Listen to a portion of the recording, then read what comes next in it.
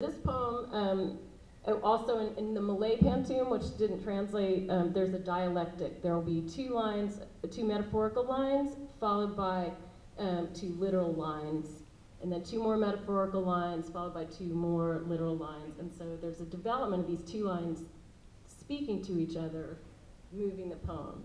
And so this poem is a person looking back, thinking of past lovers as butterflies and pigeons, and realizing that she's much happier, that the love she has now in her old age, who is a vulture, is the one that knows how to touch her and make her happy. So here's what a pantoum sounds like in the original Malay. Kupu-kupu terbang melintang, terbang di laut di hujung karang. Hati di dalam menura bimbang, dari dahulu sampai sekarang. Terbang di laut di hujung karang, burung nasu terbang ke bandar. Dari dahulu sampai sekarang, banyak muda sudah ke bandar. Burung nasu terbang ke bandar, bunlaya lagi juta ke patani. Banyak muda sudah ke bandar, tiada sabar muduku ini. So I hope that just gave you a sense of a really lilting and lyrical language. Pretty much anything in Malay sounds pretty, like the news coming on the TV. But now I'm going to move into a language probably more of you are familiar with. I know we've got some French speakers out there. The pantoum form was brought into France by Victor Hugo, and the French ate it up, but they missed on the internal rhyme. They missed the internal rhyme structure and also the dialectical structure I was talking about. And the pantoum I have for you in French is by Paul Verlaine, who is a symbolist, and this is a really dreamy poem.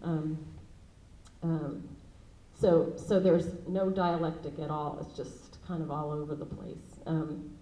But some of the sound textures in French I wanted to call your attention to are, I teach French to little kids, and two of the sounds I make them say, one is ooh, and they hate that, ooh, and they're like ooh, and I'm like, you can't say ooh, because sometimes you'll come out with a word that means something completely opposite of what you're trying to say, like do and do, right, hard and soft. So there's lots of U sound in here. We have brûle, which is burns. We have Ursule, which is Ursula. We have campanule, which is a field flower, which I chose lily of the valley just for my own translation purposes. Virgule, which means comma.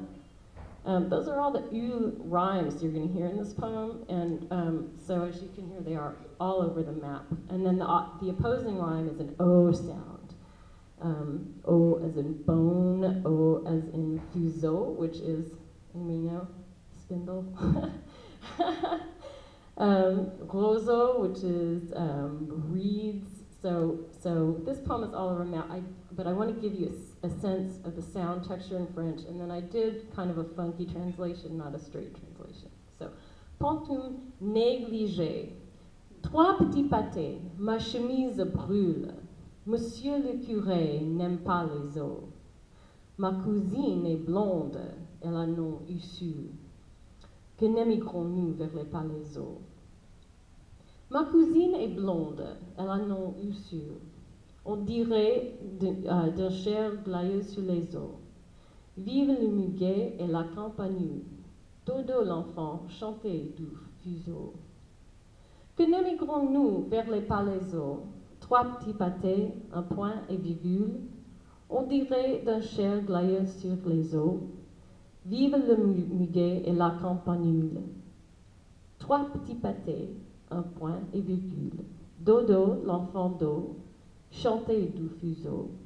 La libellule erre parmi des roseaux. Monsieur le curé, ma chemise brûle. And that's such a funky poem, I had to translate it. So, but